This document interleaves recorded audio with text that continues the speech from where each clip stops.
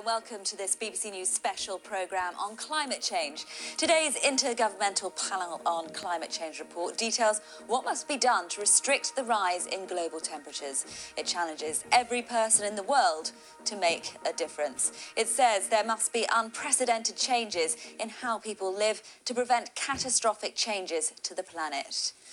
Now, I'm going to be talking to Dr. Corinne Le Coeur, Professor of Climate Change Science and Policy at the University of East Anglia and Director of the Tyndall Centre for Climate Change Research.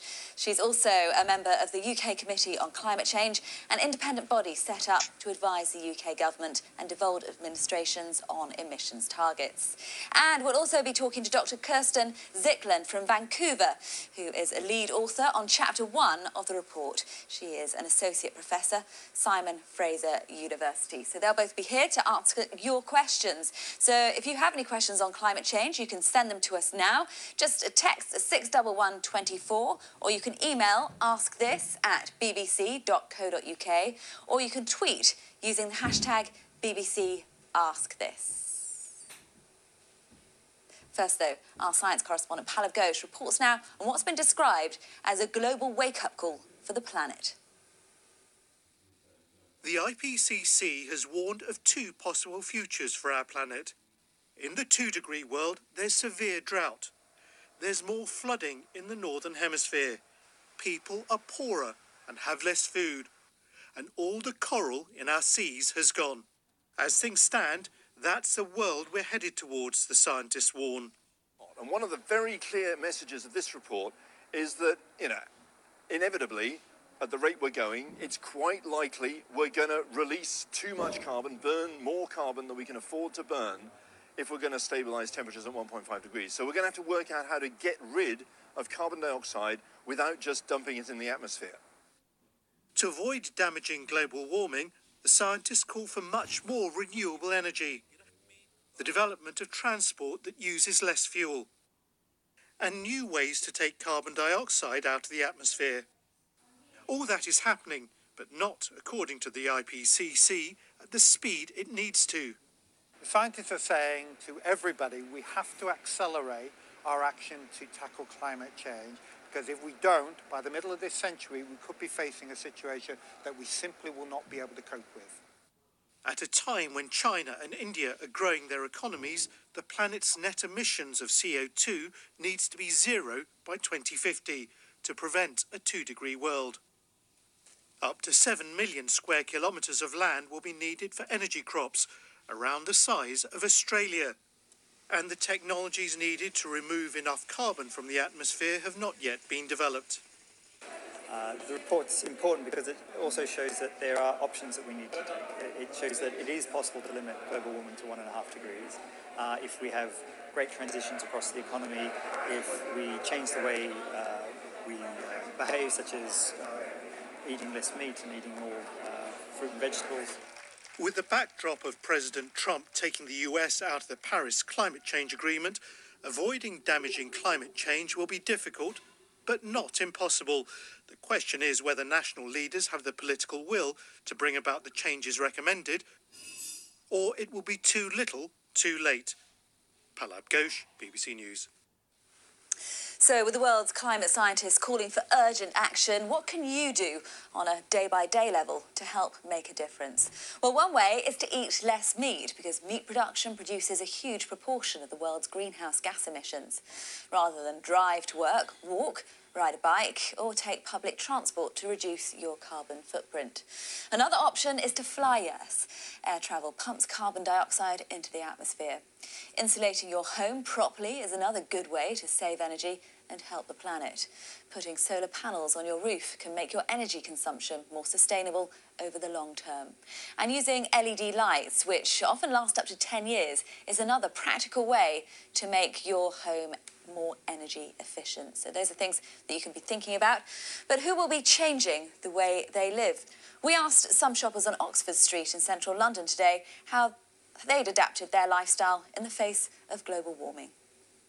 Not enough. I try and do the basic things like short showers, turning off the lights, and I try and study politics, so in the hope that someday I can make a difference on that scale, but I don't think it's enough. I do eat meat, but I don't eat it like every day. Even I don't eat every week. But I can't say that, like all people have to follow my example. So, yeah, I mean, I'm trying to do these small steps. I mean, like if I do have opportunity to take tube, I would rather take tube rather than to call my Uber, just because of it's my small contribution to this problem. We're looking for an electric car. We've already got a hybrid car. We're very economical all the way around, really. But, yeah. We eat fresh food. We try to avoid processed food, but we do avoid processed food. I gave up my car a couple of years ago. I recycle a lot, use paper straws. Yeah, and I try to use less plastic. We recycle massively, like genuinely recycle. We recycle textiles. I know this is really stupid, but like you're either going to use a plastic toothbrush or you're going to use an electric toothbrush or a bamboo toothbrush. I think there's so many things that you can make. Use less water, like drink filtered water if you're in London and it's a hard water. Like there are so many minor changes that if everybody made, it would make such a monumental impact. Well, that's an idea of what people are doing here in London. Let's speak to my guests now, because joining me from Norwich is Corinne Le Cure, Professor of Climate Change Science and Policy at the University of East Anglia and Director of the Tyndall Centre for Climate Change Research. She's also a member of the UK Committee on Climate Change, an independent body set up to advise the UK government and devolved administrations on emissions targets. Welcome to you. We're also joined this evening by Dr. Kristen Zichfeld from Vancouver, who is a lead author on Chapter 1 of the report. She is also an associate professor at Simon Fraser University. Thanks very much indeed to both of you for joining us. If I could start with you, Dr. Zichfeld. You worked on this report, and just what kind of impact do you think it has had and will continue to have? So what I'm hoping the report will communicate very clearly is, first of all, that a bit of warming matters, and there are very clear benefits of limiting warming to 2 degrees as opposed to 1.5 degrees. The other is a clear message that comes out of this report, I believe, and which I hope will be communicated, is that the next 10 years will be absolutely critical in reducing our greenhouse gas emissions. And Dr. Le Cure, there's some aspects of this that make very frightening reading. I mean, just when we talk about this 1.5 figure, how feasible is that actually? So, first thing to understand is to stop the planet from warming at any level. The emissions of carbon and greenhouse gases have to be brought down to zero. The faster we bring them down to zero, the lower the warming and the lower the risks. What this report looked at is what is the maximum technically feasible effort that we could do, and that's 1.5 degree warming. They say it's technically feasible, but the level of action that is required behind this is really unprecedented. So whether we are able to implement those actions fast enough, this is really the key question asked by the report today. And Dr. Zichfeld, if we don't manage to stop the planet from warming at the relevant levels, just talk us through what you found we're going to be looking at. Yeah, so we saw very clearly that every increment in temperature really has an effect. So even if we're talking about 0.5 degree less, we see some significant differences. So for example, in terms of people that are affected by water stress, so by limiting warming to 1.5 as opposed to 2, we would reduce the number of people worldwide affected by water stress. We think in terms of heat-related mortality, so people dying because of heat waves or because of air pollution, that number would also be kept lower. Agricultural yields would decline less than 1.5 as opposed to 2 degrees. And these things are really matters of life or death for some people, so especially in the developing world where many people rely on subsistence agriculture. and have very limited means to adapt to climate change. Other impacts that we would could be reduced at 1.5 as opposed to 2 is sea level rise. We'd see a 10 centimeter lower increase. Sea ice in the Arctic would disappear less frequently in a 1.5 world as opposed to 2-degree world, for example, and several ecosystems would have a better chance of surviving. So, for example, corals. So 2 degrees is very much a death sentence for corals. But if we limit warming to 1.5, then there is a chance that some reefs and some locations might survive. Dr. Curry, we've got a huge amount of work to do, haven't we? Because at the moment we're on track to not reduce global warming by 2 degrees, but we're on track for it to increase by 3. I mean, there's a huge amount of work to do to prevent all that from happening. Yeah, exactly. The report is very clear that even for 0.5 degree of warming, the impacts are substantially lower at 1.5 degree compared to 2 degree. But the commitments that are on the table now lead us to a climate warming much closer to 3 degrees. So huge effort to do in front of us. The report, though, highlights areas where there has been success. That's in the deployment of renewable energy, wind energy and solar energy that have been deployed worldwide. And as a result of deploying these energies, the costs have come down much more rapidly than anticipated.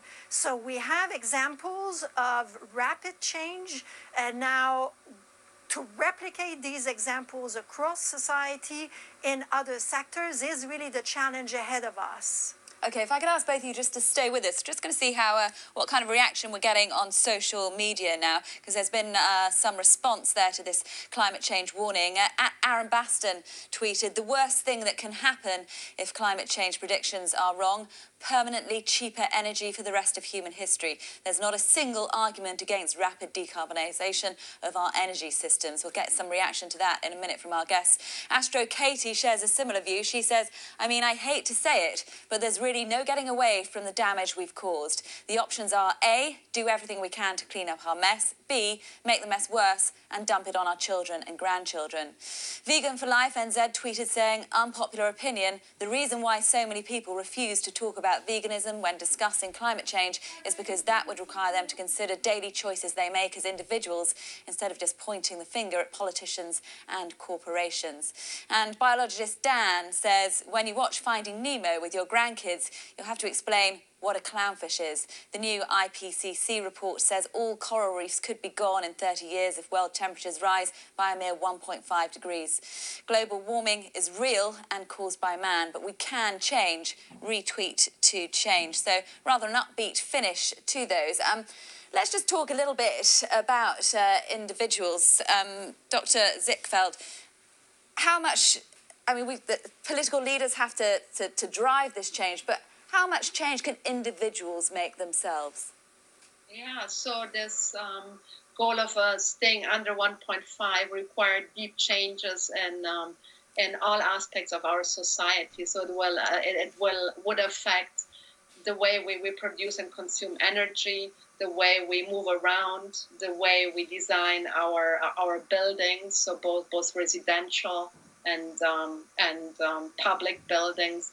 It affects our diet, so the way we eat. So it really has very profound changes on the way we live currently. And individuals can contribute by choosing their means of transportation. So definitely driving less.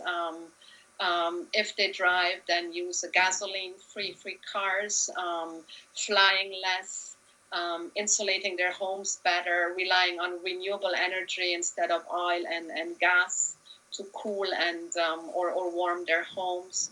So the other lever is in terms of diet. So this report also shows that changes in diet would also be necessary because especially meat production releases a lot of methane into the atmosphere, which is a very powerful greenhouse gas. So we really need all hands on on deck here.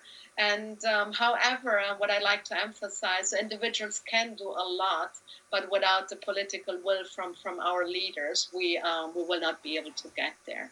Okay, I'm just going to bring some questions to you now from our viewers who have been contacting us with questions they'd like to put to you. We've got one from someone called Caroline. If I can ask Dr. Le Curry this. She says, what do experts think should be done about the animal agriculture industry? This industry has the largest carbon footprint of any man-made activity. Why is this not given a priority? There is agriculture emissions are part of the problem. They're one sector that needs to be tackled. There is change that can be brought about by changes in diet. For example, if we just eat more healthily, follow the NHS guideline for diet, then we would reduce our meat consumption. We would eat more plants, free some land so we can use the land to grow trees and to grow eventually bioenergy crops as well. But that is just one sector. I think we should not pick on one sector. What is really clear about the report is that change have to be, or actions have to take place across a range, across all of the sectors of the economy. And in particular now, there's one sector that's really sticking, and that is transport. So the transport sector, we are now driving bigger cars, more miles, in bigger cars that are less efficient in the last 5 years. And that's really sticking now. And there is so much we could be doing in transport. We have technologies for electric cars. We know what to do. We could set more stringent targets for having more efficient vehicle, and there's a role there to play for government in setting these targets and incentives, and there's a role there to play also for individuals for making the choice of how we transport ourselves around. Okay, Dr. Zichfeldt, John has contacted us and he said, am I correct in thinking that China is still building coal-fired power stations? If they are, then anything the West does will be diluted, in effect. So if we're looking on a per capita basis, so per emissions per person, then the West is still leading. So every Chinese, I think, still only emits half the amount of greenhouse gas emissions than the West does. And it is correct. We need all countries on board. So so this means that also developing countries that are still in the midst of this energy transition will need to come on board. But I don't think it is it is helpful to point fingers at others, especially realizing that per capita emissions are still lower in that region of the world. But it is correct that in order to achieve these very stringent targets, everybody will have to contribute. Okay, and back to you then, Dr. Le Curry. We've got a question from Carl. He's asking a question about the UK. He says, why are we not utilising wave power in the UK? With some of the highest tidal ranges in the world, rivers like the Mersey and the Severn would provide excellent tidal barrages for the generation of electricity. Why are we not doing more about that? So we're looking at a range of options in the UK. A tidal wave has been scrutinized, and at the moment it's not been supported because of its cost simply, but there is options in the tidal area. The options that are really cost effective in the UK at the moment is wind energy offshore, but also onshore wind energy, which we are not deploying at the moment, and could save a lot and help reduce a lot of our emissions at the UK level. Okay, and Dr. Zichfeldt, question from an anonymous social media user. They're just saying, do scientists or environmental organisations disagree with this report? How much pushback have you had from this report? Is everyone on board?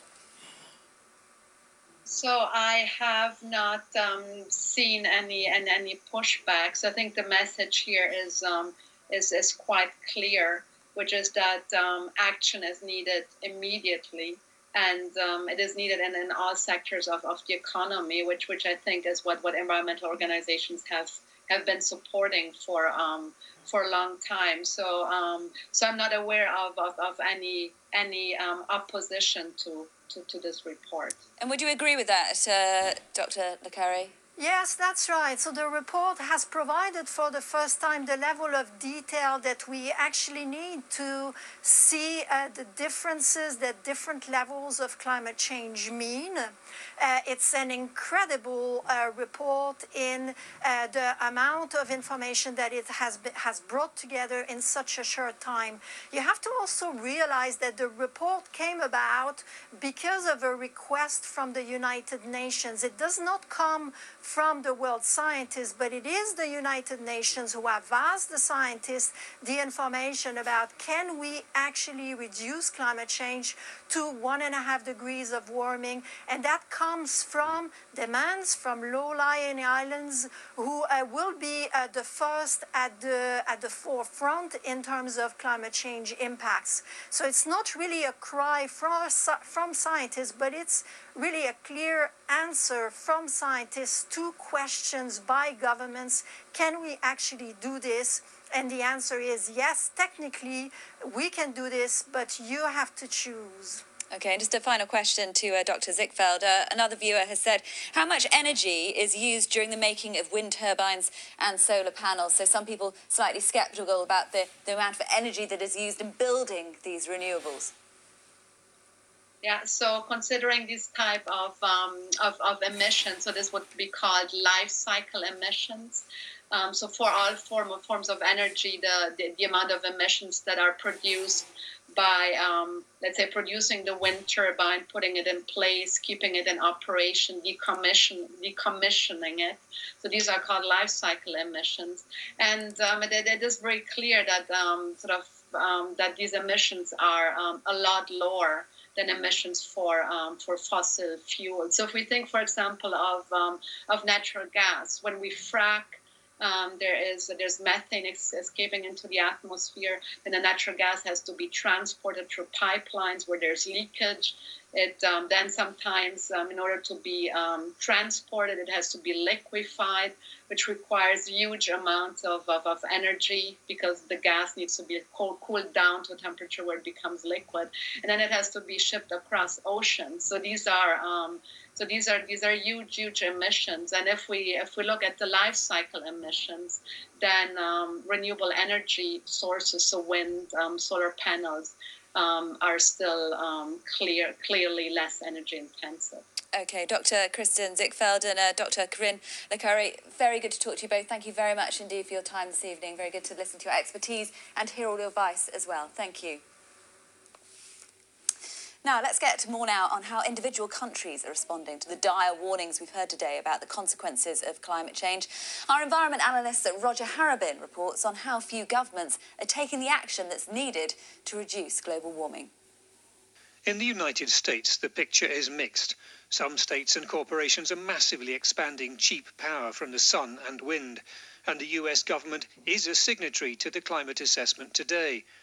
But President Trump is delivering on his promise to increase jobs in coal, and his wish to pull out of the Paris climate deal might be triggering a ripple effect. The frontrunner in Brazil's election now says he wants to leave that agreement too. China, meanwhile, is world leader in renewables. The government's also told people to eat less meat, which helps reduce emissions. But satellites recently revealed that China's regions seem to be opening coal-fired power stations that should have been mothballed. And what's more, Chinese state enterprises are promoting a coal boom across Southeast Asia. In India, Prime Minister Modi expects investments in solar power of up to £60 billion in 4 years.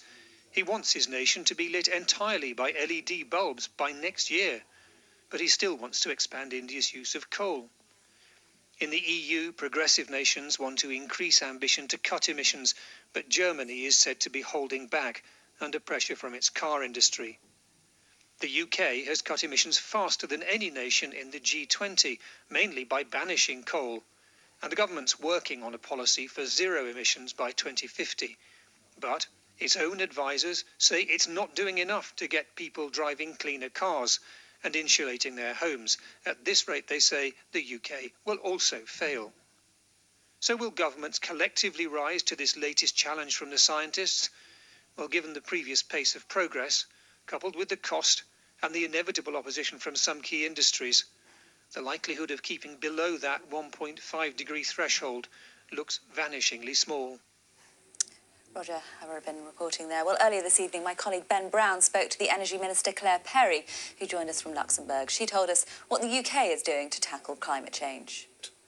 I just think it's important to know we're one of the only countries in the world that actually have long-term climate commitments. We were the first country to pass the Climate Change Act, and if we hit our 2032 budget, and we're only about 5% off that now, we'll have cut our emissions by almost 60%. And I'm here actually at the EU ministers meeting, talking about what we need to do in Europe to raise our ambitions collectively. But I agree. I mean, the report that came out today was a very stark and sobering, and actually a very well-led, science-led piece of analysis that showed us, the costs, if you like, of waiting to implement many of these changes. And I think we're one of the first major developed countries to actually ask our own climate change committee for advice on what it would look like to achieve a zero emissions target by 2050. Because of course we want to make all the right changes, but we also need to do that at the right cost, because ultimately it's consumers or taxpayers or indeed shareholders that pay. And our track record's pretty good. We are leading the G7 in cutting our emissions while growing our economy.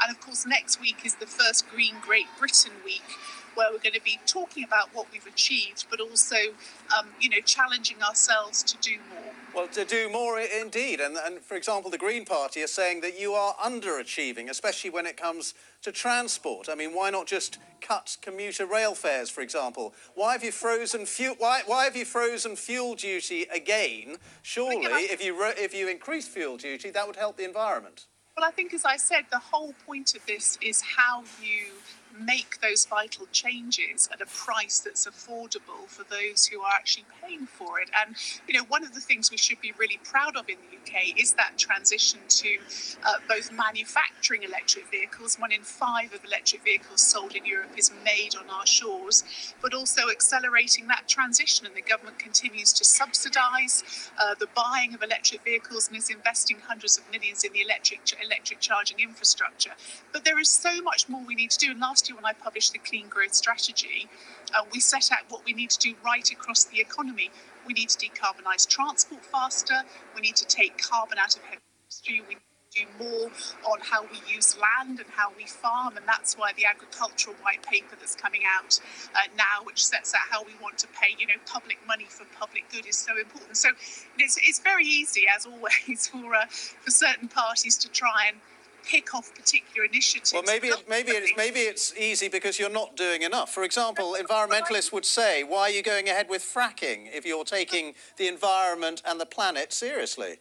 Well, so my challenge to you is what you're going to turn on when you go home to cook your tea tonight. You're going to turn on gas. 70% of us rely on gas for heating and 80% for cooking. And what we do in this country is we don't let ideology set energy policy. We actually get on with delivering a balanced energy supply.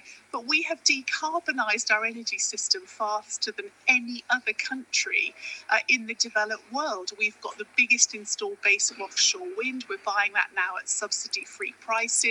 We're investing in low carbon like nuclear. We are actually delivering in the low carbon energy sector more than almost any other country. The Energy Minister Claire Perry there.